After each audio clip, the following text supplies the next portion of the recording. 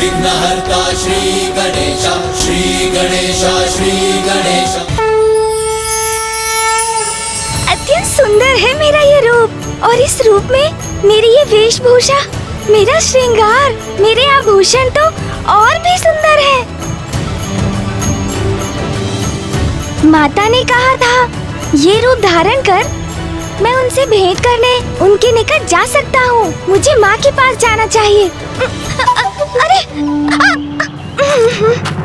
ओहो, अभी इन वस्त्रों के अभ्यस्त नहीं हूँ ना मैं, इसलिए इनमें मेरे पाँव फंस रहे हैं। अब बिना गिरे कैसे चलूँ मैं? ये उचित उपाय है।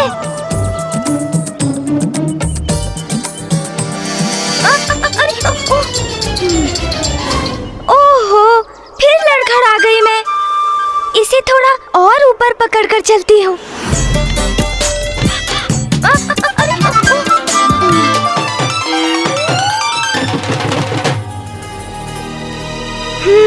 यही है ना वो अदृश्य बाधा।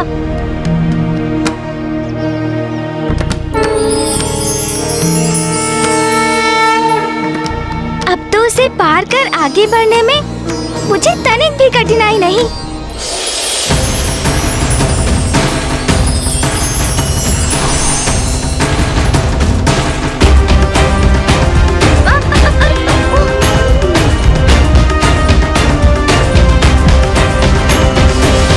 वैसे माँ का स्थान तो अति सुंदर है, किंतु मेरा ध्यान तो इस वस्त्र को संभालने में ही लगा है, और इसी कारण बार बार लड़खड़ा रही हूँ मैं। किंतु इस वस्त्र को संभालना ही होगा मुझे। ओहो, मुझे बहुत संभल कर आगे बढ़ना होगा।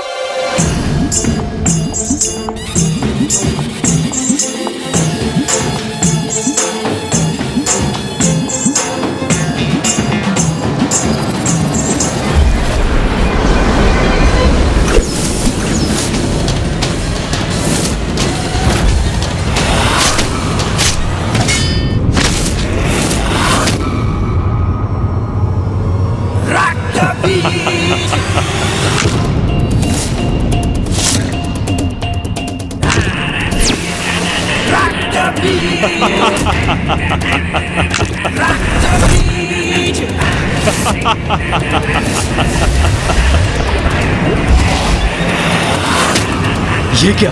इसके रक्त से इसके अनेकों प्रतिरूप उत्पन्न हो गए।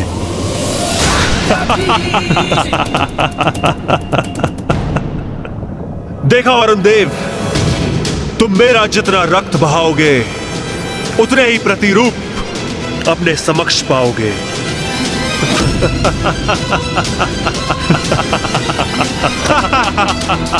जाओ मेरे सैनिकों, इस देवता को धूल दूषित करो।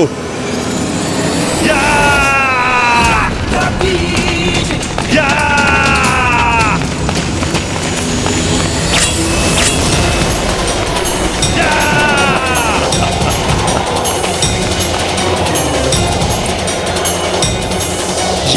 ये क्या? मेरा खड़क कहाँ जा रहा है?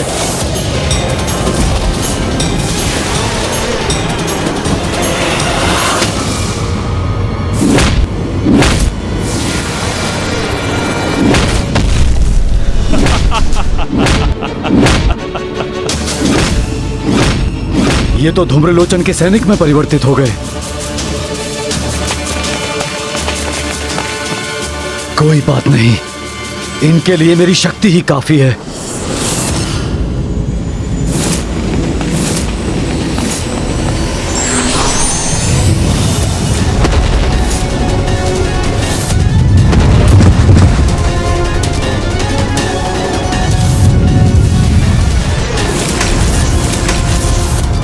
दुष्टासुर, तुम कुछ भी कर लो, किंतु तुम्हारी ये कपट योजना अब मैं सफल नहीं होने दूंगा। अब मैं अपनी अन्य दिव्य शक्तियों से तुम्हें भस्म करूंगा। कब तक रोक पाओगे हमें देवताओं? स्वर्ग लोक तो हम लेकर ही रहेंगे, बस कुछ ही क्षणों की बात है।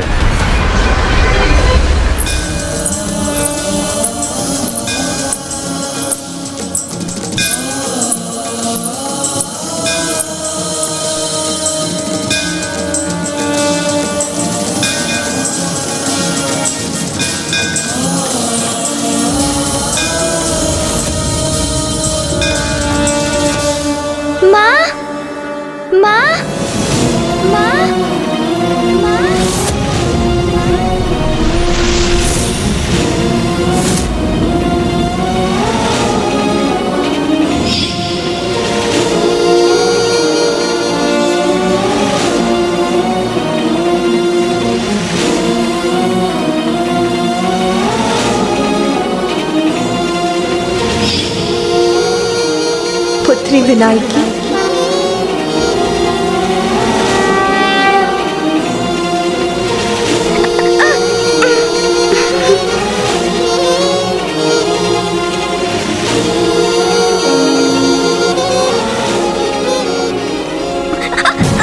पुत्री, पुत्री गिरना मत।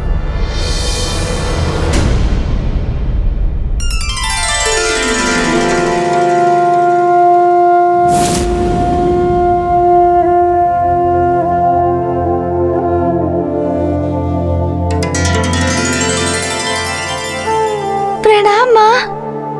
मेरे नेत्र कितने समय से आपके दर्शन के लिए लालायित थे माँ।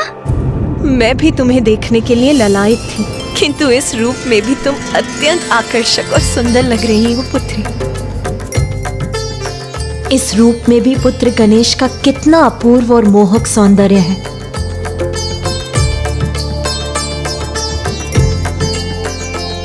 किंतु इसने साड़ी को ऐसे क्यों पकड़ा हुआ है? ओह, इसकी साड़ी उचित प्रकार से बंधी जो नहीं है।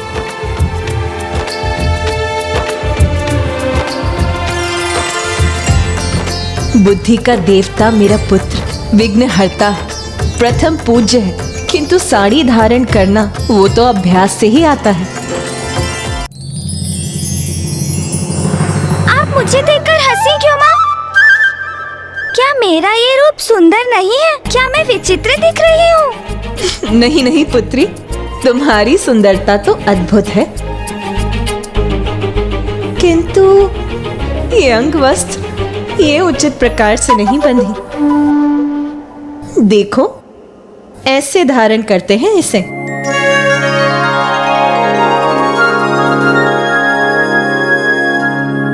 पुत्री, ये तो मेरा सौभाग्य है कि मैं तो अपनी पुत्री को प्रथम बार अंगवस्त्र धारण करना सिखा रही हूँ। ये पल एक माँ और पुत्री के जीवन का सबसे अमूल्य पल होता है।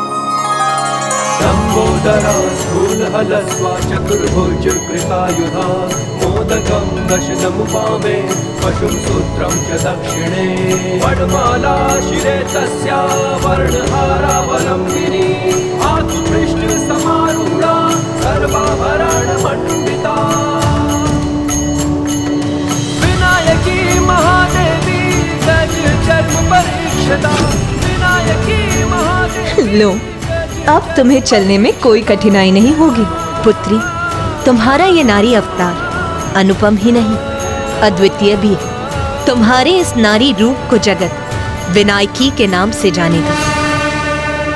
अब मैं समझी माँ कि आपको मामी जी को बुआ जी को तैयार होने में इतना समय क्यों लगता है।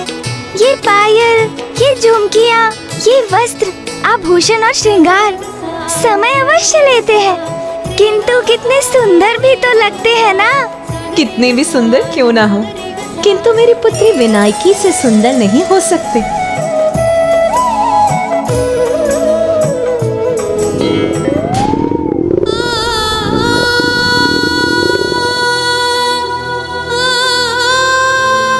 अब तो मेरे मुख में भोजन का एक भी ग्रास तभी प्रवेश करेगा जब स्वयं माँ अपने हाथों से मुझे खिलाएंगी। मेरी पुत्री अभी भी भूखी है।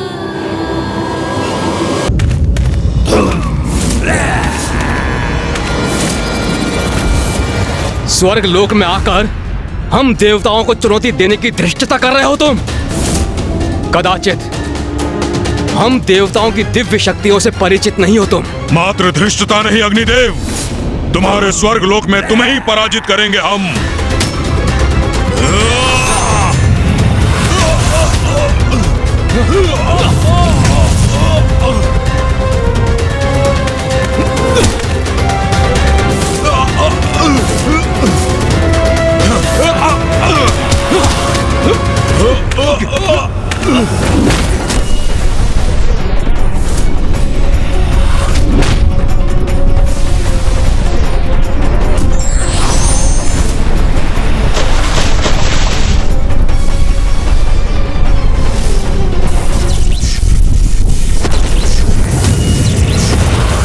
वायुदेव, हमारी विद्युत शक्ति का सामना नहीं कर सकोगे तुम।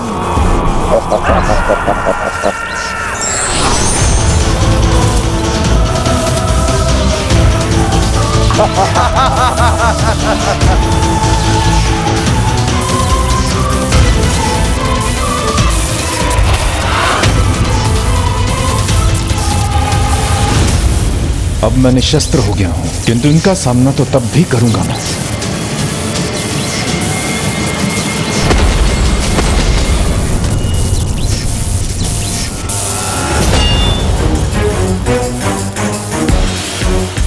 दुस्साहसी निशुम्भ, आज तुम्हें तुम्हारी उद्दंडता का दंड दूंगा मैं। मेरे प्रचंड बल और मेरे तेज का सामना नहीं कर पाओगे तुम।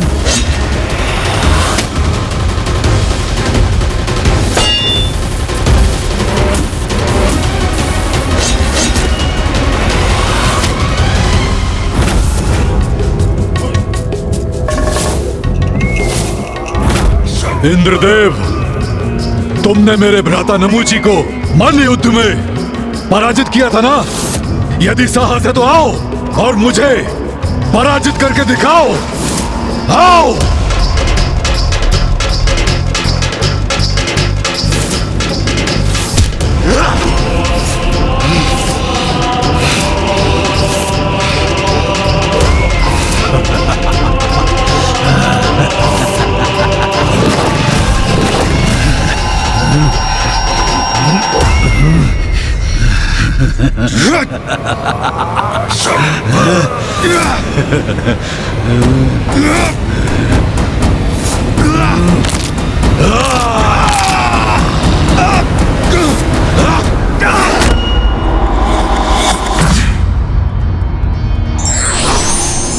पार्वती के मन में ये कैसा हट कर लिया था तुमने पुत्री? ऐसे भी कोई करता है क्या? तुम्हें ज्ञात भी है कितनी चिंतित हो गई थी मैं। तुम भोजन नहीं करोगे तो? पार्वती के मन में उमड़ी ममता, माँ की गोद में आए विघन हरता।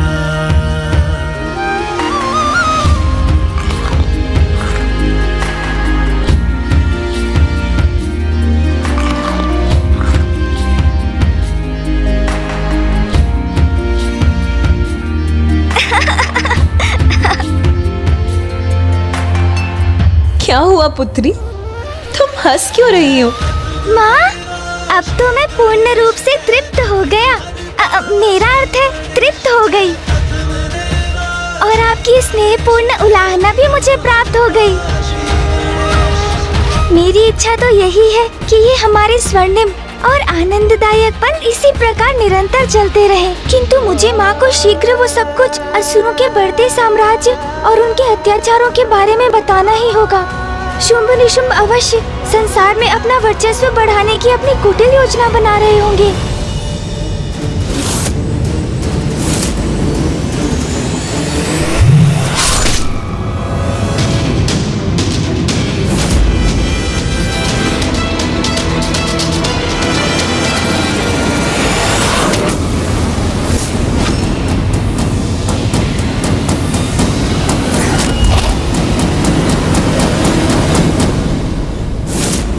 आओ मित्र देवराज, आओ लड़ो मुझसे, वार करो मुझ पर। आओ।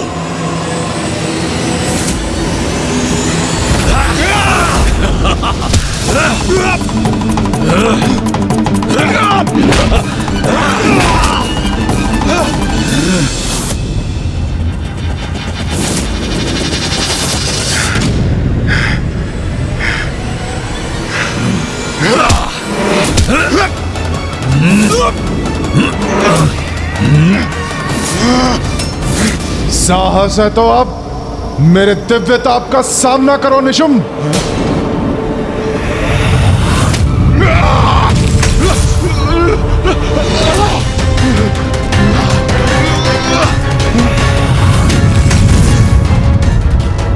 मेरा क्रोध जागृत करके तुमने बहुत बड़ा संकट उत्पन्न कर लिया है निशुम्भ। अब मेरा तेज ही मेरा शस्त्र बनकर तुम्हें पराजित करेगा।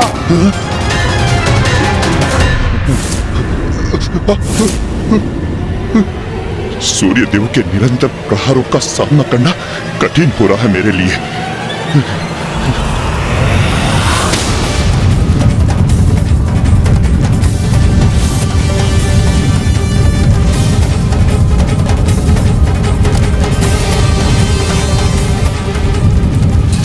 इसके बढ़ते तेज से मेरे नेत्र चौंधिया रहे हैं।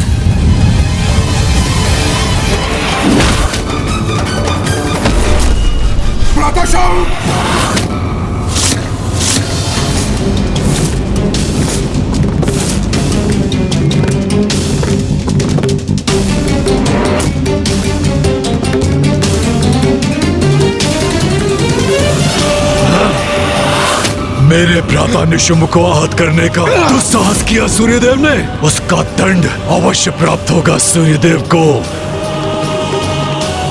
अब असुर महानायक शुंभ के क्रोध का ऐसा ज्वालामुखी फटेगा जिससे देवता अपना बचाव कदापि नहीं कर सकेंगे। मुझे ज्ञात है शुंभ, तुम्हारे वरदान के कारण मैं तुम्हारा वध नहीं कर सकता, किंतु जैसे तुम्हारे अग्रज नमूची का वध किया था मैंने, वैसे ही तुम्हारा भी अंत करने का प्रयास तो कर ही सकता हूँ मैं। और यदि मैं उसमें असफल भी रहा तो आहत तो तुम्हें मैं अवश्य करूंगा।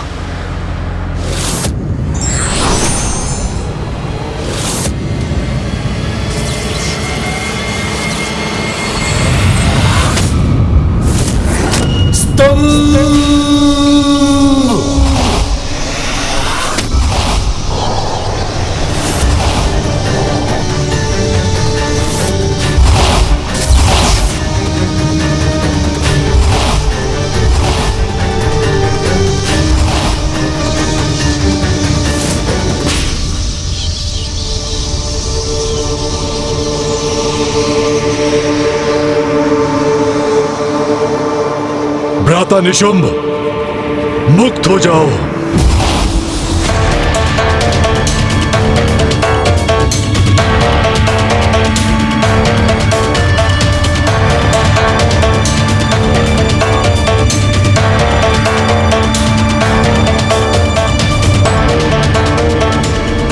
स्वर्ग होगा हमारा और वहां के बंदी होंगे ये देवता। जो घट चुका है और जो घटित हो रहा है मुझे भली भांति ज्ञात है पुत्री। क्या आपको सब कुछ ज्ञात है माँ? हाँ पुत्री, शुंभ निशुंभ कैसा आतंक फैला रहे हैं वो मुझसे छिपा नहीं है। माँ, मैं और भैया यही समाचार आप तक पहुँचाने के लिए आपको ढूंढ रहे थे, क्योंकि हमारे अनुसार वो दोनों दुष्ट शुंभ और निशुंभ अवश्य स्वर्ग पर अपना अधिकार स्थापित करने के लिए किसी कुटिल योजना का निर्माण करेंगे और जिसे आप ही रोक सकती है माँ। इसलिए माँ, अब तो आप मेरे साथ लौट चलिए ना।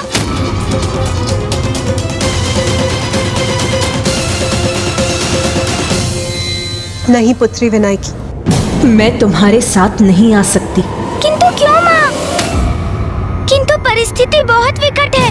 उन दोनों दुष्टों के कारण कभी भी कुछ भी हो सकता है। उसके लिए मुझे कहीं जाने की कोई आवश्यकता नहीं है पुत्री। शुंभ निशुंभ का दुष्कर्म स्वयं उन्हें मुझ तक खींच लाएगा। पुत्री, ये भी स्मरण रखो, तुमने अपना विनायकी रूप मुझसे भेंट करने के लिए धारण नहीं किया है। इसके पीछे एक बहुत बड़ा कारण है। बड़ा कारण? कैसा बड़ा कारण माँ? अब समय आ गया है कि त्रिदेवों और देवताओं के भीतर निहित नारी शक्ति प्रत्यक्ष रूप में प्रकट हो और शुंभ के भीतर छिपी नारी शक्ति भी बाहर आने पर विवश हो जाए, जिससे शुंभ और निशुंभ का वध हो सके और संसार इन दुष्टों के आतंक, दुराचार और अत्याचार से मुक्त हो जाए। शुंभ निशुंभ का वध करने के लिए हमें अपनी नारी शक्ति को उजागर करना होगा। किंतु माँ, जब मैं असुरों को पराजित कर सकती हूँ, नर रूप में आपकी सहायता कर सकती हूँ, तो मुझे स्त्री रूप धारण करने की क्या आवश्यकता है ना? मेरा तो नर रूप ही पर्याप्त है ना माँ? विनायकी, नारी की शक्ति को कभी कम नहीं आंकना चाहिए। माँ के रूप में नारी एक कोमल हृदय, जनदायिनी, पालनहार होती है, तो दुष्टता की अति होने पर नारी अपने उग्र और कठोर रूप में दुष्टों का संहार करने में भी सक्षम होती है। किंतु माता, मैं अन्य देवताओं को कैसे विश्वास दिलाऊंगी कि उन्हें भी अपना नारी रूप धारण करना होगा? ये उत्तरदायित्व तो अब तुम्हारा है विनायकी।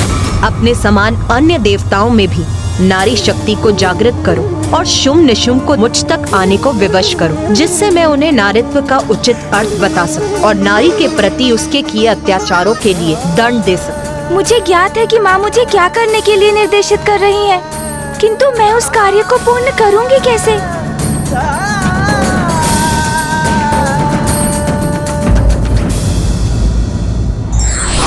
दुष्ट अत्याचारी चाहे कितने भी शक्तिशाली क्यों ना हो, परम शक्ति उसके विनाश का मार्ग निकाल ही लेती है।